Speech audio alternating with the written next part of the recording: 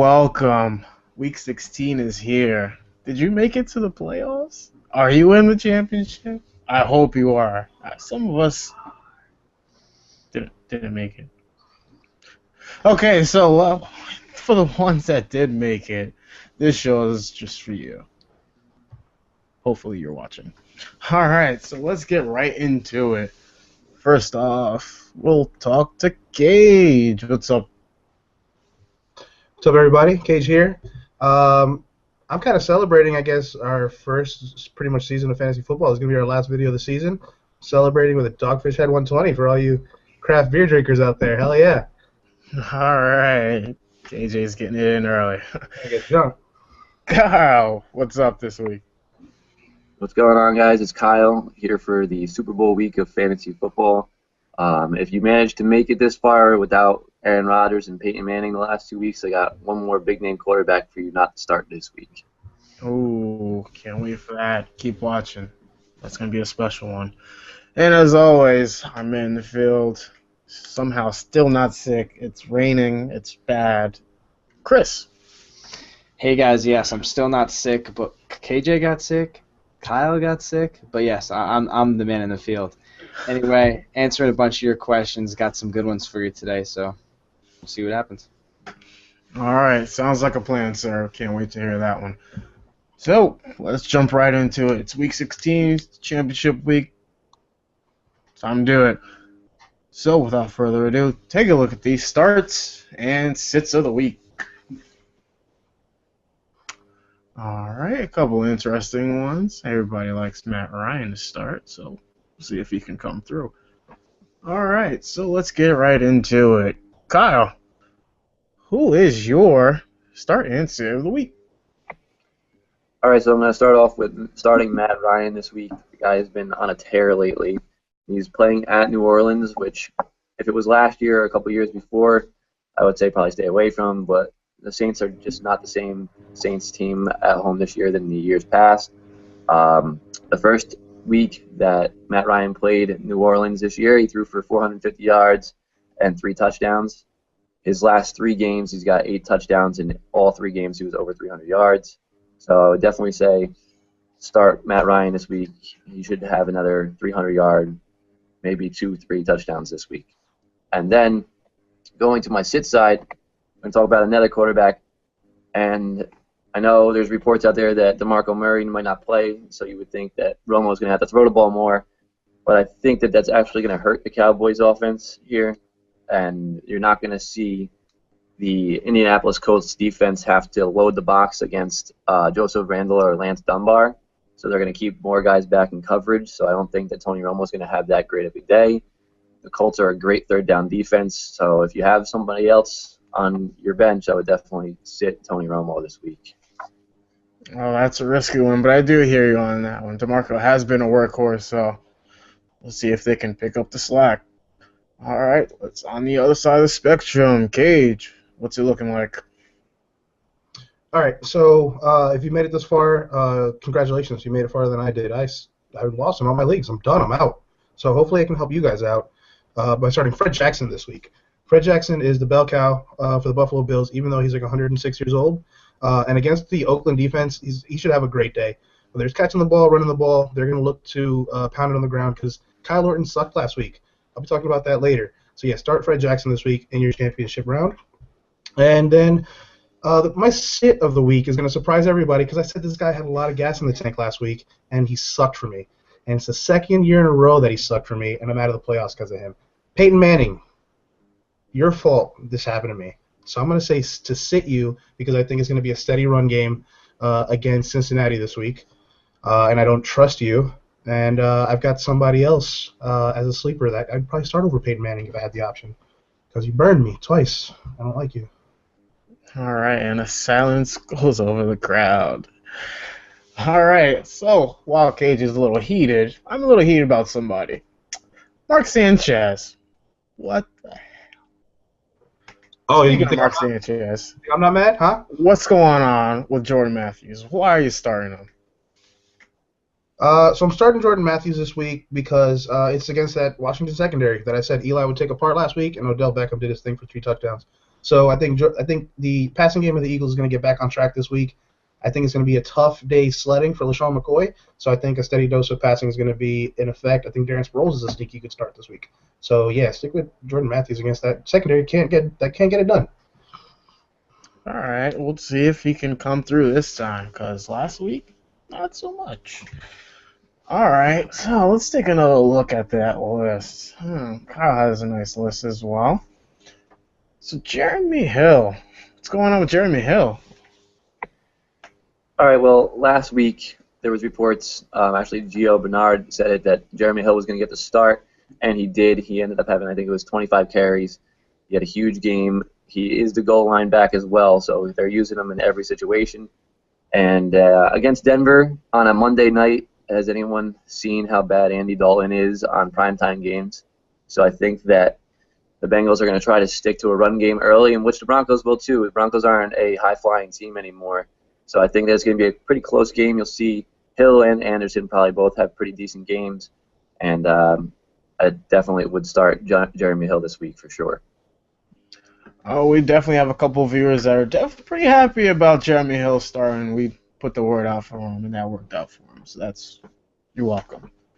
All right, so Kyle, I'm sure you had a nice little juicy list there. Juicy look, rather, at KJ's list. Is there anybody sticking out to you as not really going to work for him? So, yeah, I'm looking at both of our lists, and DeAndre Hopkins is on both of our lists, but I'm starting him and KJ sitting him. Now, I know that the Texans are going through, like, basically their seventh quarterback. At this point, they might want to put J.J. Watt in. It's five. It's five. Come on. Yeah, well, anyways, there's no Andre Johnson. Baltimore is 32nd against opposing wide receivers, and actually Case Keenum is getting the start here, and he's not afraid to throw. So I think that DeAndre Hopkins is going to see plenty of targets, and with such a bad defense against the pass like the Baltimore Ravens, I think he should bring down at least 6 or 7 catches this week. And he's basically their only option, so you can't go wrong here. Hey, can't argue. When Case was playing last season, he did have a nice rapport with Andre Johnson, so hey, anything can happen. All right, so KJ, your rebuttal. As to why I don't want to start DeAndre Hopkins, Please.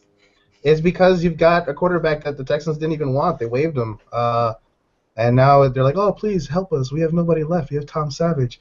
So I don't trust him. I think Baltimore is just going to put a safety over the top on him so that in case that 32nd ranked cornerback duo can't handle him, they just double team him, take away the only option. I think it's going to be a steady dose of Arian Foster. All right, so since you're on the hot streak here, who in Kyle's list just isn't going to work out? So let's see. So I see he's sitting Tony Romo. Yeah, I might be a little butthurt right now because Tony Romo just threw like a madman on us on the Birds, and finally looks like he has a decent rapport with Des Bryant again. So he chucked it his way a lot. I see him doing it again this week. Anytime the Cowboys go up against a high-powered offense and a shootout like that, they might not always come home with the W, but Tony Romo ends up being a really good fantasy start. So I think without DeMarco Murray there, I think they're going to rely more on Romo. It's going to turn into opportunities for him to throw the ball deep, and I think Romo's a good start this week. All right, Kyle, what do you think about sitting Romo? Well, like I said before, I think that the reason why you don't start Romo is because they're going to rely on him more. The reason why he was so good this year is because they had a great running game. That's why they're not 8-8 again for the 4th straight year. I think now that they're going to be relying on his arm more, you're going to see more of the old turnover-prone Tony Romo this week instead of the play safe and check it down and give the balls to DeMarco Tony Romo. All right, we'll see if he can come through in the clutch then and debunk that. All right, so without further ado, it's time for those juicy sleepers, if there is even a such thing as sleepers in the Super Bowl. Take a look at last week's sleepers. Check out how these guys did. And Kyle comes out on top, squeaking one through. I actually lost playoff game like that. It sucks, but hey, it happens. All right. So, Kyle, your victorious player from last week. So my best player from my sleeper list last week is Jarvis Landry, and I just know I said last week that it was going to be because Mike Wallace was going to get shut down. Mike Wallace didn't get shut down. He actually had a really nice game against Darrell Revis, but Landry was still able to get 8 catches for about 90-plus yards. So if you were in a PPR league that was a full point, he gave you about a 17-point output, which is awesome when you're digging down that low where a guy's owned in about 30% of leagues. So Jarvis Landry was definitely my success of the week. All right, and who didn't come through for you? Well, I kind of had this one coming to me for even picking this guy. I just thought that he was playing the Jets, so there was a chance to take a flyer on him. But Jake Locker, I feel bad for the guy. He can't stay healthy. He's out for the year already. He probably won't be on an NFL team next year. So I feel bad for him, but he was a terrible pick. I think he got like 2 points. Absolutely. He's going to have a rough offseason, I'd say. So, Cage, unfortunately on the losing side this week. Who at least came through for you? Real quick, I just want to touch on that Jake Locker thing. I think I looked a little psychic last week when I said, yeah, I'm afraid Jake Locker might not even make it through the game. And booyah, he didn't. So, yeah, anyway, my good start of the week last week was the Giants' defense against Washington. I think the best thing that happened to them was that they knocked Colt McCoy out of the game, had to bring RG3 in. So RG3 actually looked kind of decent when he scrambled a little bit. Everybody thought he got that touchdown. They overturned it or whatever. That was kind of messed up, but I kind of loved watching it. So, yeah, the Giants, thank you for the 13 points that barely got me to 30. And my bad start of the week was Kyle Orton. After last week, he put up like a 30-burger. This week I expected, gun show. Aaron Rodgers is going to shoot the lights out in Buffalo. And it didn't happen. Aaron Rodgers played like dog poo. And in turn, Kyle Orton didn't have opportunities to throw it much, really. He didn't do anything. Yeah, nothing. No touchdowns, nothing. So, yeah. That's basically my sleeper breakdown from last week. All right. That definitely was a rough week for everybody, I'd say. So, let's go ahead and get right into it. It's Week 16, so take a look at these Week 16 sleepers. All right, definitely is an interesting list. I wonder if anybody's going to eat anybody in this list. So, Cage, who's your favorite sleeper for the week? So chances are you have great running backs on your team because you're in the championship. But if you're somebody who just lost, I don't know, DeMarco Murray or Denard Robinson, there's a guy named Toby Gerhart that people were kind of high on as like an RB2, RB3 kind of guy at the beginning of the season, and he kind of sucked because he's just slow and he can't run. But against the Tennessee defense, I think he could be a nice sneaky start this week. Jacksonville's going to rely on him a lot. He out-touched Storm Johnson this past week. Not sure why. I think Johnson's the more talented guy because he follows us on Twitter. But, yeah, I think Toby Gerhart could be a really good start this week against Tennessee if you're in a bind. All right, I hear you on that one. So, looking at Kyle's list, who's your favorite sleeper of the week? This guy actually goes out to the sleeper of the playoffs just because of how bad the tight end position is. But since the playoffs in fantasy started 2 weeks ago, Rivera has had 14 catches. So if you're in a PPR league, Michael Rivera has been killing it for you. He might be the only guy that you would probably start from this list if you are in the Super Bowl because you probably have a pretty decent squad. I just think that Derek Carr, he's better than the Oakland Raiders are. He's the only bright spot on that team along with Rivera, and I think he's going to look his way a ton more this week. If especially, like I said, in PPR, I would start him. He doesn't get a lot of looks in the red zone, but I would definitely start him if you don't have that top 5 or 6 tight end group. I would definitely go with Michael Rivera. All right, sounds like a plan. So, Cage, who's just not going to work out for Kyle this week? So it's funny you just mentioned Michael Rivera because that's what I wanted to talk about. Don't start him because he spells his name M-Y-C-H-A-L, which is just stupid. And, yeah, I think Aaron Rodgers just struggled against that Buffalo defense. It is pretty legit. I don't know if it's that legit that it should have, stunted a possible MVP candidate. But yeah, against Derek Carr and the Oakland offense, I think they're doomed. Buffalo defense is too legit. I would not even bother starting Michael Rivera. If you're out a tight end, you might just be screwed. Michael Rivera might get you negative yardage this week. Yikes. All right, so Kyle, who's not gonna work out for KJ? First of all, I want to say that Aaron Rodgers wouldn't have had that bad of a game if Jordy Nelson decided to catch a 95-yard touchdown catch that basically fell into his hands. But my guy on KJ's list that's definitely not going to work out and hasn't worked out all year, and if you're starting him in your Super Bowl matchup, I feel sorry for you, is Alex Smith. Wide receivers on the Kansas City Chiefs have as many touchdowns as all four of us do this year, and that's 0. So I would definitely not start Alex Smith. I know he's got Travis Kelce, who's a stud, but there's really nothing to look forward to here with Alex Smith. He might get you a couple yards rushing on the ground, but I would still go with your stud over Alex Smith this week. All right, sounds like a plan. All right, so we'll see how these guys do, and we'll follow up with you on that one next week, so look out for that video. All right, so that's the end of our show, and like we like to do, show appreciation to you guys making us who we are. So Chris Gordon, what's up with the people this week? I have to start off by just saying, Kyle, that might be the best stat of the show. That we have the same amount of touchdowns as the Chiefs receiving core. That's just fantastic. But all right, on to the questions. So our first question comes from Twitter.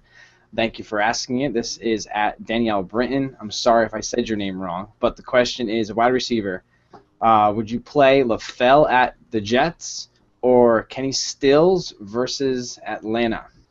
All right, let's hand this off to Kyle. Which one you taking? All right, so I know Drew Brees looks like he's starting to come around again, but like I said before earlier in the show, they're at New Orleans. They haven't really been playing that well at New Orleans, and I think that the Saints have a little bit more of go-to options at wide receiver than the Patriots do. Patriots really LaFell and Edelman. On the Saints, it could be Colston, it could be Stills, it could be I think his name is Toon or something like that. Nick Toon. Yeah, and also you can't forget about Jimmy Graham and even their backup tight end Hill. So I think that if I'm going with a guy here, I'm going with Brandon LaFell. Like I said, I've been very high on Brandon LaFell for a while now. He is Tom Brady's favorite guy to go to in the red zone that's not named Rob Gronkowski. He did have 6 catches last week. He didn't get a touchdown, but he's still going to get about 10 targets a game. You can't really count on 10 targets for Kenny Stills. You might get that 2 or 3 targets that are way downfield, but if you really want to take the chance there, it's high risk, high reward Kenny Stills, and I think that Brandon LaFell is the more safe pick that'll get you at least 15 points this week. Absolutely agree. He's a solid wide receiver 2 or 3. Sometimes he kind of hides. Gage, which one you taking? I'm also taking LaFell because that New York secondary is terrible, and we've talked about it all season, so I'm sorry to bring it up again. But, yeah, I think the secondary at Atlanta is actually not that bad. Rob Alfred's pretty solid. They have a good young secondary that can kind of shut down Kenny Stills. I don't think Kenny Stills is all that good, to be honest with you. I think it's just a lot of the system, the fact that Drew Brees is throwing to him. I think he's like that Robert Meacham type, and he didn't work out on San Diego when he went away, so I'm going to go with the better talent in LaFell and just a better system. Makes sense to me, too. All right, back to Chris. All right, so the second question also comes from Twitter. It is Justin Forsett at Houston or Jeremy Hill at Denver? Okay, KJ, which one you taking? All right, I got to know who the hell this guy has if he can't start both of these dudes. They're both top 10 running backs this year. Can't understand why you would want to take either one of them out of your lineup. But if I have to pick one, I'm taking... got to take Jeremy Hill. Jeremy Hill's just been a beast this year. I'm waiting for him to let me down. Even with Gio Bernard getting 10 points last week, Jeremy Hill's still beasted for 2 touchdowns and like $140 or something like that on the ground. So Jeremy Hill, even against Denver, I think Jeremy Hill's the better start. But yeah, you got to have some way to get both those guys in your lineup. Seriously, something's wrong. All right. Kyle, which one you taking?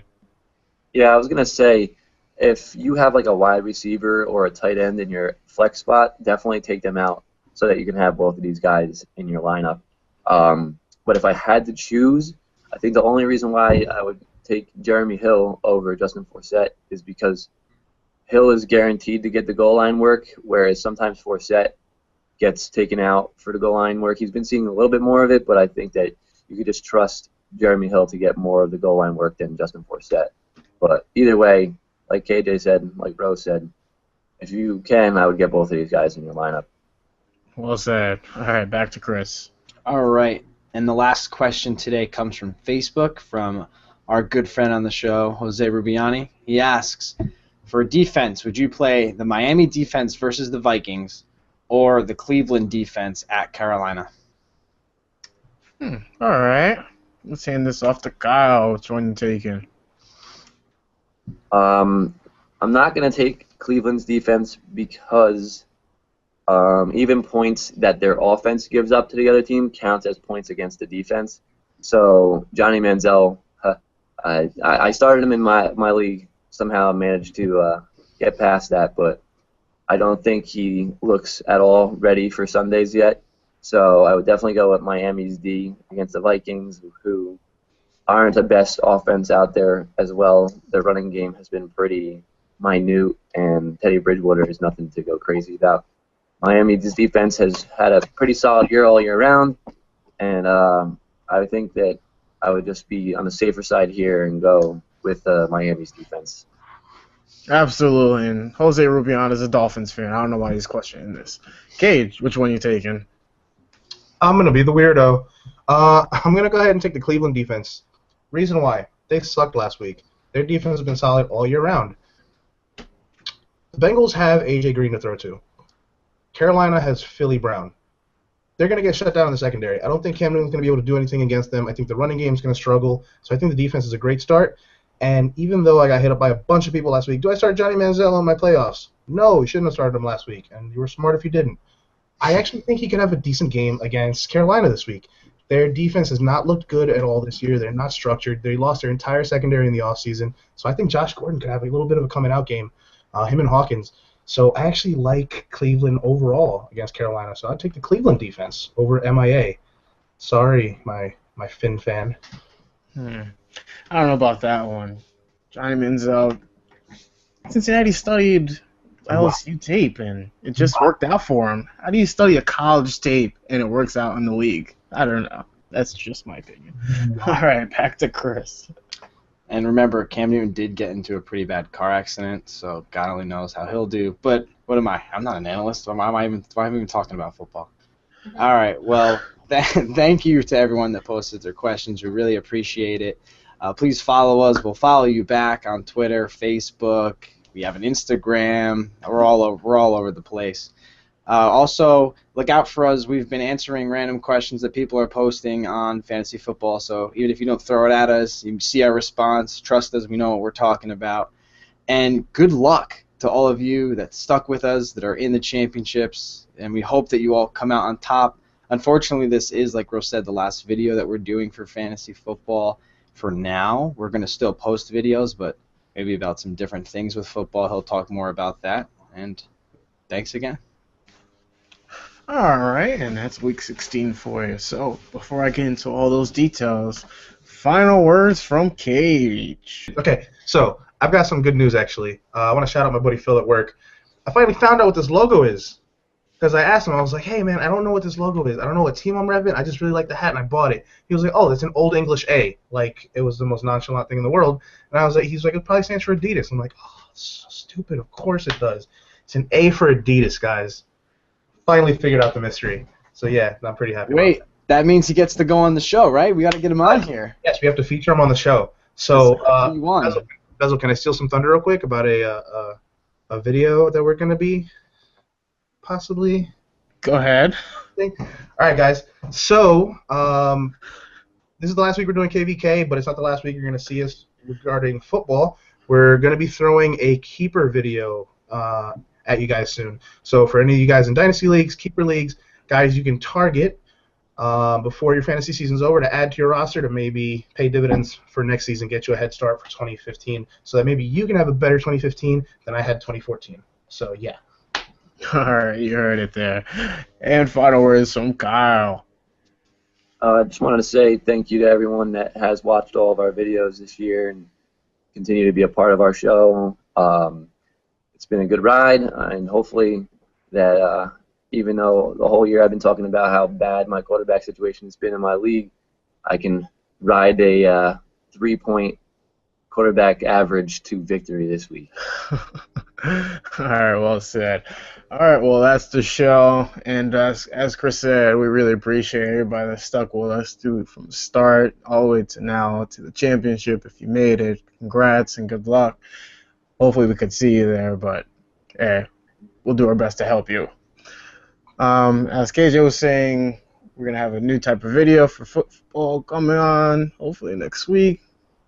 We'll see what happens. Going for keepers, dynasty. So we'll make sure you guys keep an eye on where the value is, and then that'll pretty much transition to hopefully a little bit of a draft thing for all of our draft nicks out there, and we'll see where it goes from there. All right, well. But wait, there's more. There's more. There's more. Because there's a really good thing that KJ just said. We're the ultimate plan B. We're sports. We're music to coming soon. We're going to be film coming soon. We're all over the place. But we're also your plan B here. We want to hear what you guys want to do. And maybe we'll do it or you'll do it. Just tell us what you want to see, and we can try our best to make it happen. Exactly. Well said. It's the ultimate plan B. Not just a plan B, but the ultimate plan B. Huge community. Bring your plan B. We'll throw it on. We got you. Not portion filled. All right. So until next week or until whenever we see you again. See ya. It was his.